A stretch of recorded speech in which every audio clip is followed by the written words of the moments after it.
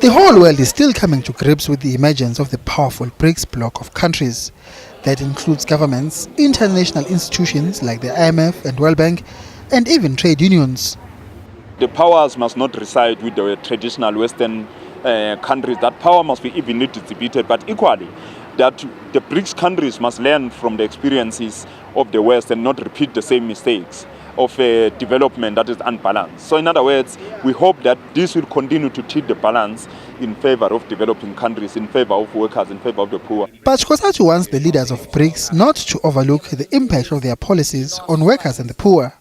So the Labour Federation will try to draw attention to this issue with its parallel summit of trade unions in Durban next week.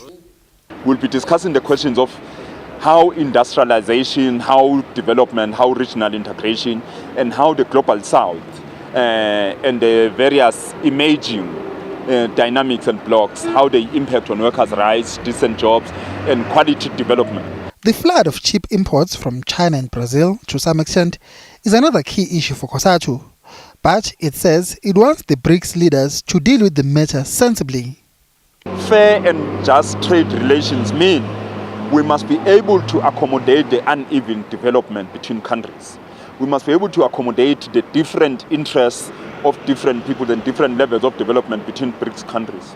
But also we must be able to be sensitive to the developing industries of the different countries that are not equivalent. If you look at the GDP of China versus the GDP of South Africa, you can be able to see that there must be sensitivities that accommodate the need for South African manufacturing bases to develop in order for us to industrialize and create jobs. The COSATU summit will take place alongside a number of other parallel events which are planned by numerous NGOs under the theme BRICS from Below. Mbongeni Mutua, Business News.